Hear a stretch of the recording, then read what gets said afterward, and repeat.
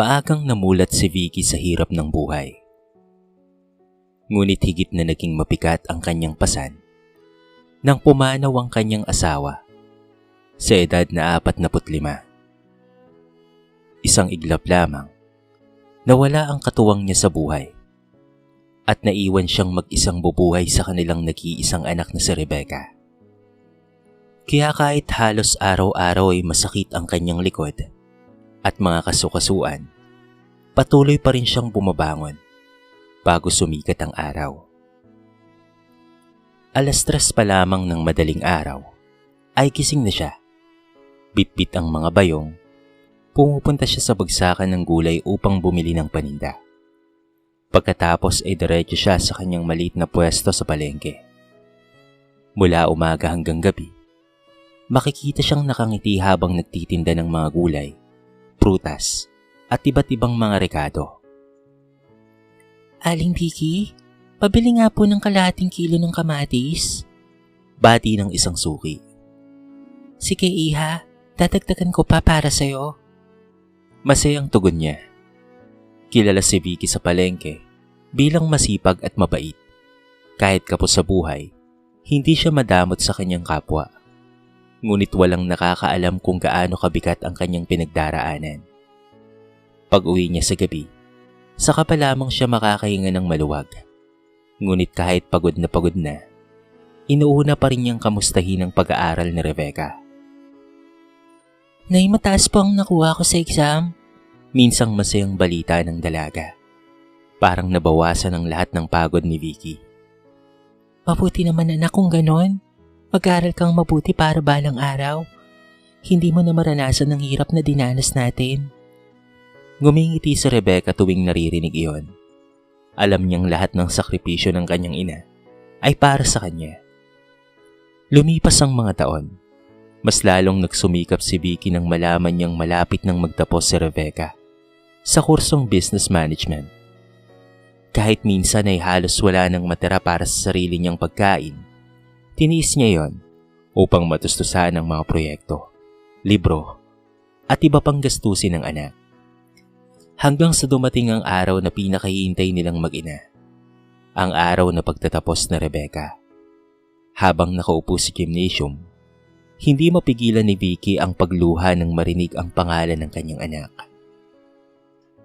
Rebecca Santos, Bachelor of Science in Business Management.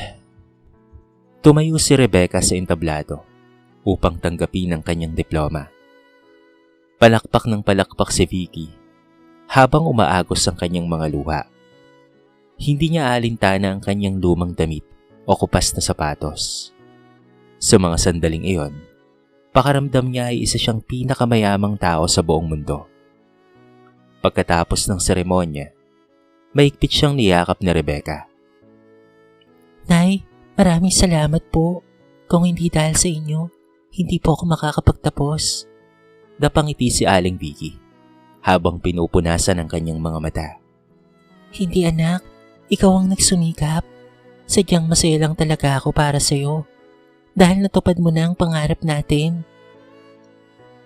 Habang magkahawak kamay silang naglalakad pa uwi, punong-puno ng pag-asa ang puso ng ginang. Sa wakas, naisip niya, matatapos na rin ang mga taon ng paghihirap. Hindi niya alam na ang pinakamatinding pagsubok ng kanilang buhay ay hindi pa pala nagsisimula. Matapos makapagtapos ng kolehiyo, tila unti-unti nang nagliwanag ang buhay ni Vicky at Rebecca. Hindi nagtagal ay nakahanap kaagad ng trabaho si Rebecca sa isang pribadong kumpanya. Bagaman hindi kalakihan ang kanyang sahod, pero sapat na iyon upang makatulong sa gastusin nilang mag-ina. Sa unang pagkakataon matapos ang maraming taon, nakaramdam si Vicky ng kaunting ginhawa. Huwag po kayong masyadong magpakapagod sa palengke, Nay, ha? Madalas sabihin ni Rebecca. Ako naman po ang bahala sa atin. Ngumingiti lamang si Aling Vicky. Habang kaya ko pa anak, magtatrabaho pa rin ako. Pero masaya ako dahil unti-unti nang gumagaan ang buhay natin. Lumipas ang mga buwan at lalo pang naging masigla si Rebecca. Madalas itong nakangiti habang nakatutok sa cellphone. Minsan ay napapansin pa ni Vicky na tila ito'y kinikilig habang nagte-text. Mukhang may special na ata ha. Biro ng ginang na mula sa Rebecca. Nay naman. Doon unang nakilala ni Vicky si Mark, ang lalaking nagpapatibok sa puso ng kanyang anak. Magalang ito kapag nasa harapan niya. Mabait magsalita at marunong makisama. Dahil dito, sinubukan ni Aling Vicky na pagkatiwalaan ng binata. Ngunit habang tumatagal, may kung anong kaba siyang nararamdaman. May mga pagkakataong hindi nagpapakita si Mark sa mga mahalagang okasyon. Kapag tinatanong ni Rebecca patungkol sa kanilang kinabukasan, madalas itong umiiwas sa usapan. Anak, sigurado ka ba sa lalaking yan? Minsang tanong ni Aling Vicky. Nay, mahal niya po ako. Alam ko anak, pero sana tiyakin mong mahal ka rin niya, tulad ng pagmamahal mo sa kanya. Hindi na lamang sumagot pa si Rebecca. Bulag siya sa pag-ibig. At tulad ng maraming taong nagmamahal, pinili niyang paniwalaan ang mga pangako kaysa sa mga babala. Makalipas ang ilang buwan, isang gabi ay umuwing umiiyak si Rebecca. Nagulat si Aling Vicky nang makita ang kanyang anak na halos hindi makahinga sa kakaiyak. Rebecca, anong nangyari? Hindi kaagad nakapagsalita ang dalaga. Niyakap niya ang kanyang ina bago tuluyang bumagsak ang kanyang mga luha.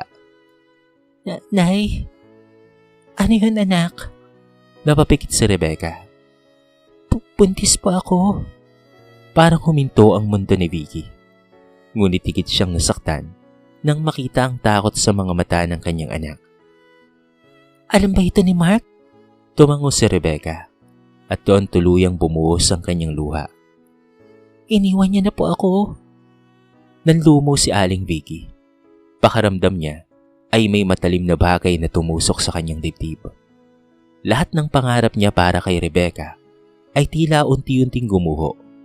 Ngunit nang makita niyang nanginginig ang anak sa sobrang pag-iyak, agad niyang itinabi ang sariling sakit. Maigpit niya itong niyakap. Huwag kang matakot anak ha.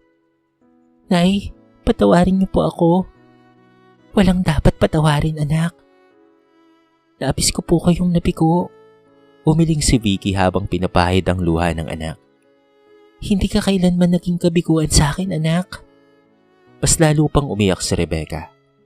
Sa mga sandaling iyon, napatunayan niyang ang pagmamahal ng isang ina ay hindi nawawala kahit gaano pa kalaki ang pagkakamali ng anak. Lumipas ang mga buwan.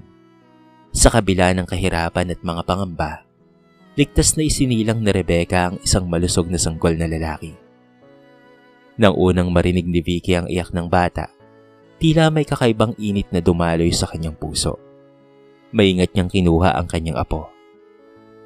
Maliit pa lamang ito, ngunit agad na niyang naramdaman ang pagmamahal para rito. Ano pong ipapangalan natin? Tanong ng nurse. Nagkatinginan sina Vicky at Rebecca. Ngumiti si Rebecca habang pinagmamasdan ng kanyang anak. Teo.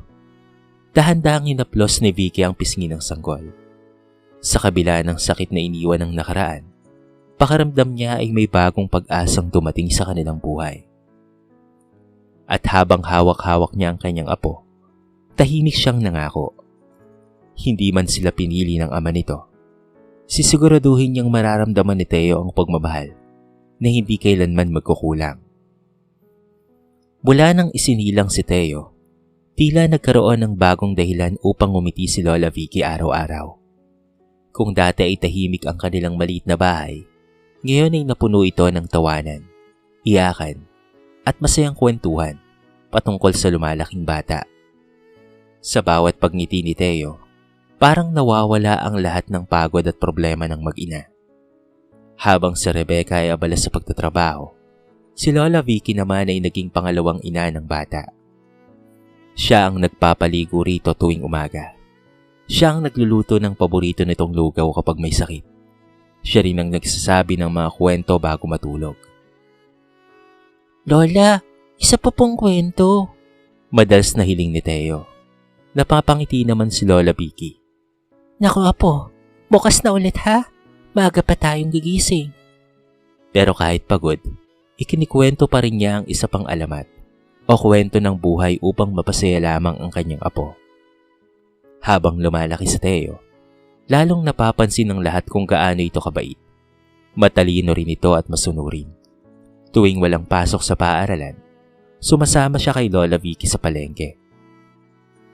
Bitbit niya ang maliit na upuan habang nakaupo sa tabi ng pwesto ng matanda. Lola, ako na pong mag-aabot ng sukli. Sigurado ka ba, Apo? Opo, Lola. Natutuwang pinagmamasdan siya ng mga suki. Napakasipag naman ng apo mo, Aling Vicky. May pagmamalaking ngiti namang sumasagot ang matanda. Siyempre, mana sa Lola. At agad silang nagtatawanan. Kahit hindi marangya ang kanilang buhay, masaya silang magkasama. Natuto si Teo na pahalagahan ang bawat sentimong kinikita ng kanyang lola. Nakikita niya kung papaano itong magbuhat ng mabibigat na bayong sa madaling araw. Nakikita rin niya kung papaano itong umuwi ng pagod, ngunit may ngiti pa rin sa labi. Minsan, habang naglalakad sila pauwi galing sa palengke, napansin ni Teo na hirap ng huminga ang kanyang lola. Lola, okay lang po ba kayo? Ngumiti si Aling Vicky kahit halatang napapagod. Matanda na kasi ang lola. Agad na kumunot ang noo ng bata. Huwag po kayong tumanda ka agad, Lola. Napatawa si Aling Vicky. Nako, lahat naman tumatanda, Apo. Pero ayoko po kaagad, Lola. Bakit naman, Apo? Huminto si Teo sa paglalakad.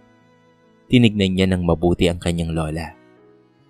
Dahil mahal na mahal ko po kayo, wag po muna kayong tatanda. Parang natunaw ang puso ni Vicky sa kanyang narinig. Habang may kaunting pagtawa sa kanyang mga labi, niyakap niya ang kanyang apo. Mahal na mahal kita, Apo. Lumipas pa ang mga taon. Nang mag-high school si Teo, lalo pang lumabas ang kanyang katalinuhan. Palagi siyang kasama sa mga may honor at madalas nang nangunguna sa kanilang klase. Ngunit higit sa lahat, hindi nagbago ang kanyang pagiging mapagmahal sa kanyang lola. Tuwing may baon siyang natitirang pera, binibilhan niya ito ng paboritong tinapay. Kapag nakikita niyang masakit ang likod nito, siya ang nagmamasahe. Isang gabi, habang magkasama silang nakaupo sa labas ng bahay, pinagmamasdan ng mga bituin, napansin ni Teo ang pag-ubo ng kanyang lola. Lola, lagi na lang po kayong inuubo. Wala ito, Apo. Hindi po, Lola.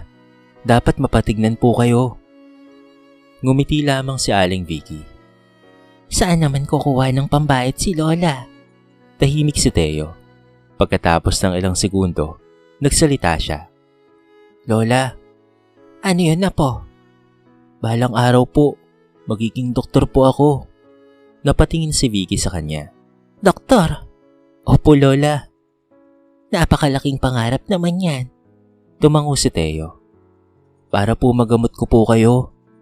Natawa si Aling Vicky at marahang ginulo ang buhok ng kanyang apo. Bata ka pa talaga. Ngunit habang nakatingin siya sa seryosong mukha ni Teo, hindi niya alam na ang simpleng pangakong iyon ay unti-unti nang nagiging layunin ng kanyang apo.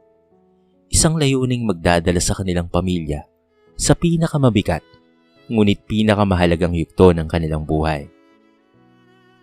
Parang napakabilis ng paglipas ng panahon. Ang batang dating sumasama lamang kay Lola Vicky sa palengke ay isa ng binatang matangkad, responsable at puno ng pangarap. Sa edad na 20, kasalukuyan nang nag-aaral si Teo sa kolehiyo at naghahanda upang matupad ang matagal na niyang pinapangarap na siya ay maging doktor. Hindi naging madali ang kanyang paglalakbay. Sa kabila ng kanilang kahirapan, nakapasa siya bilang scholar sa isang kilalang universidad. Malaking tulong iyon upang mabawasan ang gastusin at matrikula. Ngunit kahit scholar siya, marami pa rin kailangang bayaran. Mga libro, proyekto, pamasahe, pagkain, at iba pang pangangailangan sa pag-aaral. Samantala, habang unti-unting lumalapit si Teo sa kanyang pangarap, si Lola Vicky naman ay unti-unti nang hinihila ng katandaan. Matagal nang sarado ang dati niyang pwesto sa palengke dahil hindi na kaya ng kanyang katawan ng maghapong pagtitinda. Madalas na siyang mahilo. Madalas na rin siyang mapagod. May mga araw na halos hindi siya makatayong mag-isa. At sa bawat pagbisita nila sa klinika, panibagong gastos na naman ang kanilang kinakaharap. Si Rebecca naman ay patuloy na nagtatrabaho sa opisina. Ngunit habang tumatagal, lalo niyang nararamdaman ang bigat ng kanilang sitwasyon. Isang gabi, habang nakahiga si Lola Vicky sa kanyang silid, narinig niya ang mahinang usapan ni Rebecca at Teo sa kabilang kwarto.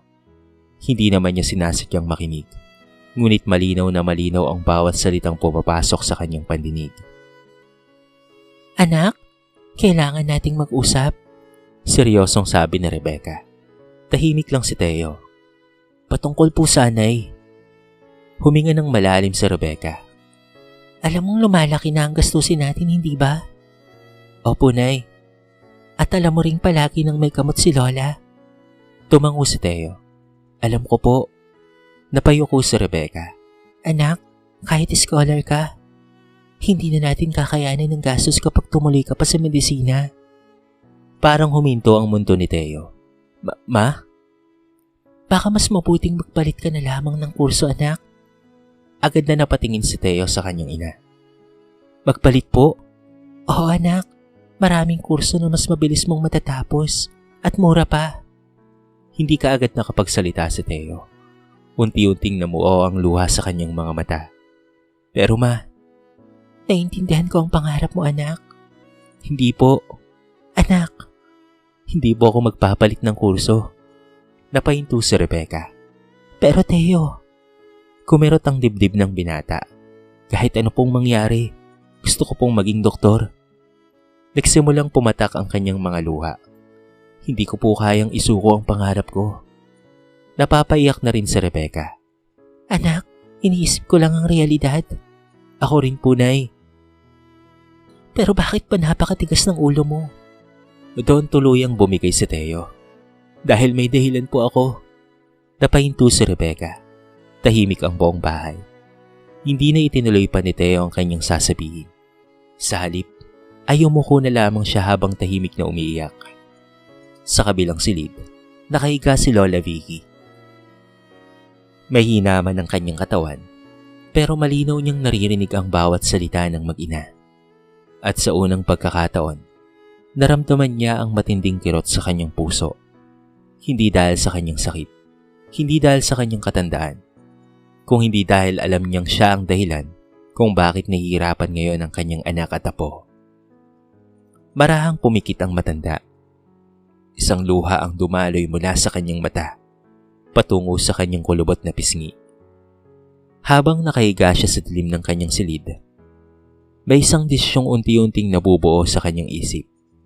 Isang desisyong magbabago sa buhay ng kanyang pamilya magpakailanman.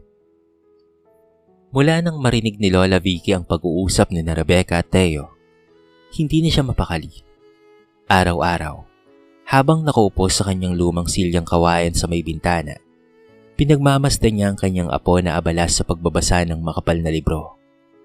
Kahit pagod na pagod mula sa klase, nagpupuyat pa rin ito upang mag-aral. Nakikita rin niya ang kanyang anak na si Rebecca na halos wala ng pahinga sa kakatrabaho. Maagang umaalis at gabing-gabi nang umuwi upang matustusan ang kanilang pang-araw-araw na pangangailangan. At sa bawat eksena ng kanyang nasasaksihan, lalo siyang nakakaramdam ng sakit. Hindi dahil sa kanyang karamdaman, kung hindi dahil sa pakiramdam niya ay pabigat na siya sa dalawang taong pinakamamahal niya. Isang umaga, habang nasa eskwela si Teo at nasa trabaho si Rebecca, tahimik na nagbibihis si Lola Vicky. Bagaman hirap ng maglakad, nagpumilit siyang lumabas ng bahay. May isang lugar siyang kailangang puntahan. Makalipas ang ilang minuto, nakarating siya sa opisina ng isang abogado na matagal na niyang kakilala. Lola Vicky, bakit po kayo naparito ng mag-isa? Nag-aalalang tanong ng sekretarya. Ngumiti lamang ang matanda. May kailangan lang akong ayusin. Pagpasok niya sa opisina, agad siyang pinaupo ng abogado. Kamusta po kayo? Mahinang ngumiti si Lola Vicky. Sa totoo lang, attorney, pakiramdam ko, Hindi na magtatagal ang katawan ko. Nagulat ang abogado. Huwag naman po kayong ganyan, Lola. Napailing si Vicky. Matanda na ako. Alam kong papalapit na ang oras ko. Sandaling natahimik ang silid. Pagkatapos ay inilabas niya mula sa kanyang bagang ilang dokumento. Attorney, gusto ko pong siguraduhin na kapag nawala ako, hindi mahihirapan ang anak at apo ko. Ikinuwento niya ang lahat. Ang pangarap ni Teo na maging doktor, ang hirap na pinagdaraanan na Rebecca, at ang takot niyang baka maputol ang pangarap ng kanyang apo dahil sa kakulangan ng pera. Tahimik na nakinig ang abogado. Pagkatapos ng kanilang pag-uusap, maingat na iniayos ni Vicky ang lahat ng kinakailangang papeles. May insurance pala siyang matagal nang hinuhulugan gamit ang maliit na perang na itatabi niya noon. Noon pang malakas pa siyang nagtitinda sa palengke. Taon-taon niya itong hinuhulugan na walang nakakaalam. Maging si Rebecca ay walang ideya. Hindi siya bumibili ng mamahaling gamit. Hindi siya nag-iipon para sa kanyang sarili. Sa halip, inihahanda niya ang lahat para sa panahong hindi na siya makakasama ng kanyang pamilya. Pag-uwi niya ng bahay ng araw na yon, pakiramdam niya ay kumaan ng kaunti ang kanyang dibdib. Lumipas pa ang mga linggo. Patuloy na humihina ang kanyang katawan. Madalas na siyang inihingal. Minsan ay hindi na siya makatayo sa higaan. Ngunit sa kabila nito, hindi nawawala ang kanyang pagmamahal at pag-aalala para kina Rebecca at Teo. Isang gabi, habang maimbing na natutulog ang buong bahay, dahan-dahang bumangon si Vicky mula sa kanyang higaan. Kinuha niya ang isang maliit na kahon sa ilalim ng kanyang aparador. Sa loob nito ay isang litrato nilang tatlo. Meron ding isang sobre. Doon niya isinulat ang liham para sa kanyang apo. Nanginginig man ang kanyang mga kamay, pinilit niyang tapusin ang bawat salita. Bawat titik ay puno ng pagmamahal. Bawat pang-uusap ay naglalaman ng kanyang mga pangarap para kay Teo. Nang matapos siya, marahan niyang isinara ang sobre. Pagkatapos ay nagtungo siya sa silid ng kanilang apo. Tahimik niyang pinagmamasdan ang natutulog na binata. Ang batang minsang sumama sa kanya sa palengke ay malapit nang maging isang ganap na lalaki. Napangiti siya kahit pa'y luha sa kanyang mga mata. Dahan-dahan niyang hinaplos ang buhok ni Teo. Pagkatapos ay mahina niyang binulong ang mga salitang matagal nang nasa kanyang puso. Kapag wala na si Lola, ikaw naman ang magbibigay ng pag-asa sa mga taong nangangailangan. At sa unang pagkakataon matapos ang maraming buwan, nakatulog si Lola Vicky ng may kapayapaan sa kanyang puso. Handang harapin ang anumang itinakda ng tadhana para sa kanya. Lumipas ang ilang buwan matapos ang gabing iyon. Patuloy na lumalala ang kondisyon ni Lola Vicky. Dumating sa punto na halos hindi na siya makabangon mula sa kanyang higaan. Ang dating masiglang babae na kayang magbuhat ng mabibigat na bayong sa palengke ay isa ng payat at mahinang matanda na kailangan ng tulong sa bawat galaw. Masakit iyon para kay Rebecca. Masakit din para kay Teo. Ngunit higit sa lahat, masakit iyon para kay Lola Vicky. Dahil nakikita niyang unti-unti nang nauubos ang lakas ng kanyang katawan. Isang umaga, habang nakaupo sa tabi ng kama ng matanda sina Rebecca at Teo, napansin nilang tila mas mabagal na ang paghinga nito. Lola? Mahinang tawag ni Teo. Dahan-dahang iminulat ni Vicky ang kanyang mga mata. Ngumiti siya nang makita ang kanyang anak at apo. Nariyan pala kayo. Opo, Inay. Umiyak na sagot ni Rebecca habang hawak ang kamay ng matanda. Mahinang tumango si Vicky. Huwag kayong mag-alala sa akin. Nagsimula nang bumuhos ang luha ni Rebecca. Paano po namin gagawin yun, Nay? Ngumiti lamang ang matanda. Pagkatapos ay lumingin siya kay Teo. Hindi man niya halos maitaas ang kanyang kamay. Pinilit niya itong iabot sa kanyang apo. Agad naman iyong hinawakan ni Teo. Lola, nanginginig ang boses ng binata. Pag-aaral ka ng mabuti, apo, ha? Napaluha si Teo. Opo, Lola. Tuparin mo ang mga pangarap mo. Opo. At yun na ang huling mga salitang binitawan ni Lola Vicky. Makalipas ang ilang minuto, tuluyan siyang pumikit, habang magkahawak pa rin sila ng kamay. Lola! Lola! Tahimik. Lola! Wala nang tugon. At doong tuluyang bumagsak ang mundo ni na Rebecca at Teo. Mahigpit na niyakap na Rebecca ang katawan ng kanyang ina habang humahagulgol. Si Teo naman ay tila nawala ng kaluluwa. Nakaupo lamang siya sa tabi ng kama. Tahimik, tulala, parang hindi niya matanggap ang nangyari. Ang taong naging ilaw ng kanilang tahanan sa loob ng maraming taon ay wala na. Lumipas ang mga araw, natapos ang burol, natapos ang libing, ngunit nanatiling mabigat ang kanilang mga puso. Akala nila ay yun na ang katapusan ng lahat, ngunit isang hapon matapos ang libing, may isang sasakyan ang uminto sa harap ng kanilang bahay. Bumaba mula rito ang isang abogado. Nagkatinginan sina Rebecca at Teo. Attorney? Ngumiti ito ng bahagya. May iniwang mga dokumento si Lola Vicky. Nagulat silang mag-ina. Pinapasok nila ang abogado. Pagkaupo nito, ay agad nitong inilabas ang ilang mga papeles. Matagal nang naghanda si Lola Vicky para sa araw na ito. Napakunot noo si Rebecca. Ano pong ibig niyong sabihin? Huminga ng malalim ang abogado. May insurance si Lola Vicky. Parang natigilan silang mag-ina.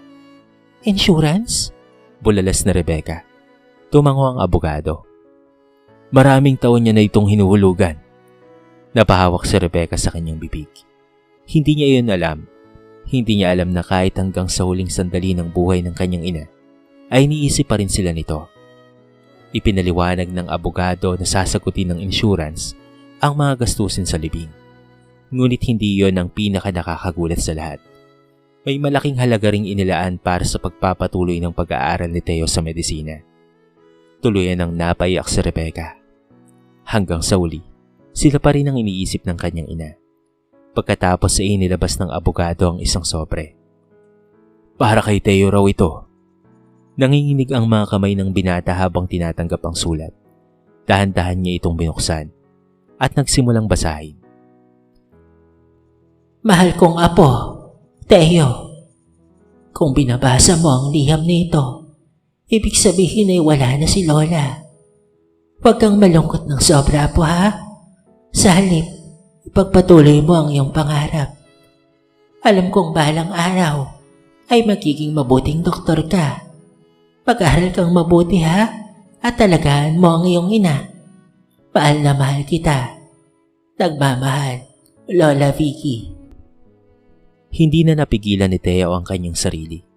Paigpit niyang niyakap ang liham. At sa unang pagkakataon mula nang mamatay ang kanyang lola, tuluyan siyang humagulgol. Lola! Lola! Napayuko siya habang nanginginig sa pag-iyak. Lola ko! Tumulo ang kanyang mga luha sa liham. Para saan pa ang pagtatapos ko bilang doktor kung wala ka na? Nagulat si Rebecca sa mga sumunod na salita ng kanyang anak. Kaya ako nagpumilit na maging doktor para mapagamot ka, Lola. Napatingin siya kay Teo. Lahat ng ito para sa'yo. Humagulgol na siya ngayon. Kahit sinabi ni Mama na magpalit na ako ng kurso, hindi ako pumayag. Dahil gusto ko tang pagalingin. Napahawak si Rebecca sa kanyang dibdib. Ngayon niya lamang nalaman ang tunay na dahilan ng kanyang anak. At habang yakap-yakap ni Teo ang liham ng kanyang lola, tuluyang ring bumigay ang damdamin ni Rebecca. Sabay silang umiyak. Sabay nilang naramdaman ang sakit ng pagkawala. Ngunit kasabay nito ay ang pagmamahal na iniwan ni Lola Vicky. Isang pagmamahal na mananatili sa kanilang mga puso habang buhay. Matapos ang araw na yon, tila nagbago ang lahat para kay Teo. Bagaman hindi pa rin nawawala ang sakit ng pagkawala ni Lola Vicky, unti-unti niyang naunawaan ang pinakamahalagang aral na iniwan nito sa kanilang buhay. Ang pagmamahal ay hindi nagtatapos sa kamatayan. Patuloy itong nabubuhay sa mga alaala, sa mga sakripisyo, at sa mga pangarap na ipinagpapatuloy ng mga taong naiwan. Mula noon, mas lalo pang nagsikap si Teo sa kanyang pag-aaral. Hindi naging madali ang landas patungo sa pagiging doktor. Maraming gabing halos hindi siya natutulog dahil sa dami ng kailangang basahin. Maraming pagsusulit ang muntikan na niyang hindi maipasa. May mga pagkakataon ding gusto niya ng sumuko dahil sa sobrang pagod at pressure. Ngunit sa tuwing manghihina siya, may isang bagay siyang ginagawa. Binubuksan niya ang lumang kahon na iniwan ni Lola Vicky. Sa loob nito ay ang litrato nilang tatlo at ang sulat na paulit-ulit niyang binabasa. Mag-aral kang mabuti at talagahan mo ang iyong ina. Ilang simpleng salita lamang iyon, ngunit sapat upang muling palakasin ang kanyang loob. Samantala, si Rebecca naman ay lalo pang nagsikap sa trabaho upang matulungan ang kanyang anak. Sa bawat tagumpay ni Teo sa paaralan, pakaramdam niya ay nakikita niya ang bunga ng lahat ng sakripisyo ng kanyang ina. Madalas siyang mapatitig sa larawan ni Lola Vicky na nakasabit sa sala. Nay, malapit na pong matupad ang pangarap ng apo ninyo. Mahina niyang bulong. At sa tuwing sinasabi niya yon, hindi niya mapigilang mapaluha. Lumipas ang mga taon. Unti-unting nalampasan ni Teo ang bawat yugto ng kanyang pag-aaral. Hanggang sa dumating ang pinakahihintay nilang araw. Araw ng kanyang pagtatapos bilang doktor. Punong-puno ng tao ang malaking auditorium. Masaya ang mga pamilya ng mga nagsisipagtapos. May mga yakapan, may mga tawanan, may mga luhang dulot ng tagumpay. Sa gitna ng lahat ng iyon, ay tahimik na nakaupo si Rebecca. Nangingilid ang kanyang luha habang pinagmamasdan ng kanyang anak na nakasuot ng toga. Hindi niya maiwasang balikan ang nakaraan. Ang mga panahong halos wala silang makain. Ang mga araw na nagtitinda sila ni Lola Vicky sa palengke mula madaling araw hanggang gabi. Ang mga gabing sabay silang umiiyak dahil sa problema. At ngayon, narito na sila. Natupad na rin sa wakas ang pangarap. Nang tawagin ang pangalan ni Teo upang tanggapin ang kanyang diploma, malakas ang naging palakpakan ng buong bulwagan.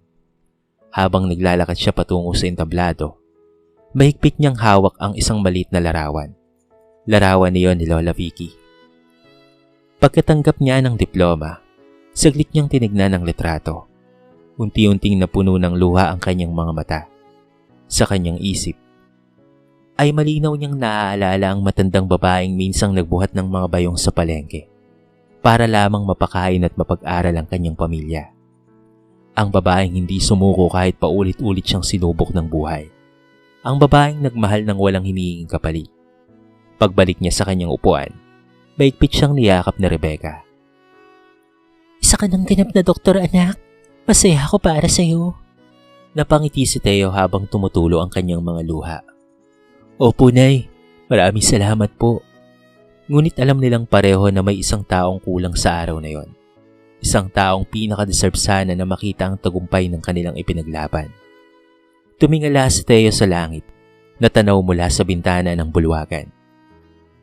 At sa kauna-una ang pagkakataon matapos ang maraming taon, nakangiti siyang umiyak. Doktor na po ako, Lola. Natupad na po natin ang pangarap natin. At bagamat wala na si Lola Vicky upang marinig iyon, alam ni Teo na saan man ito naroon, masaya itong nakatingin sa kanya. Ipinagmamalaki ang apo na minsang nangakong gagawin ang lahat para sa kanya. 6 na taon nang lumipas matapos ang pagtatapos ni Teo bilang doktor. Marami nang nagbago sa kanyang buhay. Ang dating batang nangangarap lamang na makapagsuot ng puting uniforme ay isa na ngayong ganap na manggagamot na ginagalang ng kanyang mga kasamahan at minamahal ng kanyang mga pasyente. Dahil sa kanyang talino at sipag, maraming ospital ang nag-alok sa kanya ng trabaho. May ilang ring nag-alok ng mas mataas na sahod at mas magagandang benepisyo. Ngunit ikinagulat ng marami ang kanyang naging desisyon. Sa halip na pumili ng malalaking ospital sa syudad, pinili niyang magtrabaho sa isang home for the aged. Sigurado ka ba dun, Dok? Tanong minsan ng isa niyang kaklase. Ang dami mong mas magandang oportunidad. Ngumiti lamang si Teo. Masaya na ako rito. Hindi na siya nagpaliwanag pa. Ngunit ang totoo, sa tuwing nakikita niya ang matatandang pasyente, para bang nakikita niya ang kanyang lola na si Lola Vicky. Sa bawat kulubot na kamay na kanyang hinahawakan, sa bawat puting buhok na kanyang napagmamasdan, sa bawat matandang nangangailangan ng kalinga, parang naroon pa rin ang kanyang lola. Isang hapon, habang umiikot siya sa pasilidad, napansin niya ang isang matandang babae na mag-isang nakaupo sa hardin. Tahimik lamang itong nakatingin sa malayo. Lumapit si Teo. "Magandang hapon po." Ngumiti ang matanda. Magandang hapon din sa iyo, Dok. "Kamusta po ang pakiramdam ninyo?" Mabagal itong tumango. Mabuti naman. Salamat sa pag-aalaga sa amin, ha? Hindi kaagad nakasagot si Teo. May kung anong kurot siyang naramdaman sa kanyang puso. Ang ngiti ng matanda, ang boses nito, ang paraan ng pagsasalita, parang ipinapaalala sa kanya ang pinakamahal niyang lola. Maya-maya ay nahawakan ng matanda ang kanyang kamay. Maswerte ang pamilya mo sa iyo, iho. Napangiti si Teo. Sila po ang dahilan kung bakit po ako narito. Nang matapos ang kanyang duty ng araw na yon, dumiretso siya sa bahay nila. Retirado na si Rebecca at mas madalas nang nasa bahay. Habang nagkakape sila sa veranda, napansin ni Rebecca ang kakaibang katahimikan ng anak. May problema ka ba, anak? Umiling si Teo. Wala po, Nay. Sigurado ka? Napangiti siya. Naalala ko lang po si Lola. Tahimik na napaluwa si Rebecca. Hanggang ngayon, hindi pa rin nawawala ang pangungulila nila sa matandang babae na nagsakripisyo ng lahat para sa kanilang dalawa. Tumingala si Teo sa kalangitan.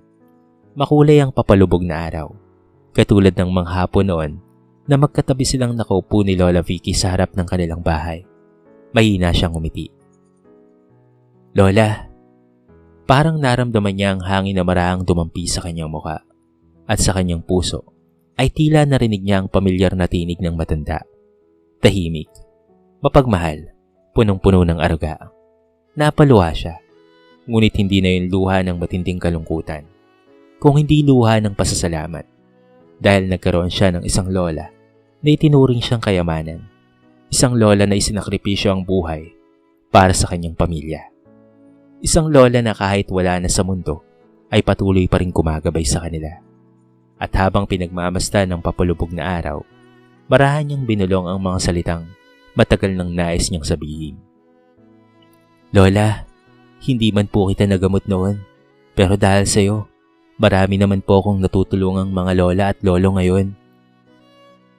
Ang pangarap po na ipinaglaban natin ay hindi po nasayang." At sa mga sandaling iyon, alam ni Teo na mananatiling buhay si Lola Vicky sa kanyang puso.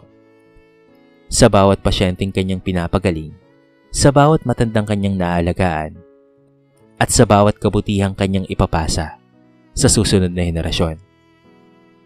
Sa kwentong ito ay marami tayong mapupulot na aral.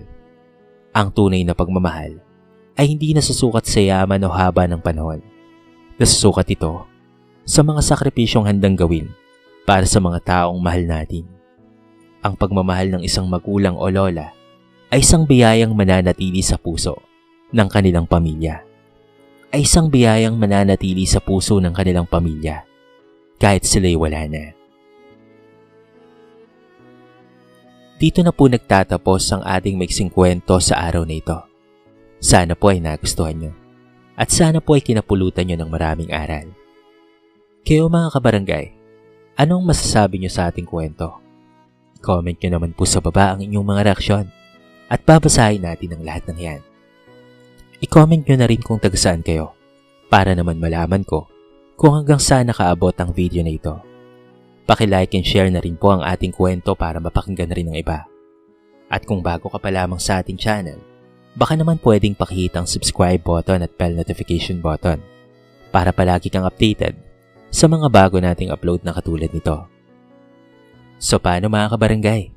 Hanggang sa muli, thank you so much and peace out.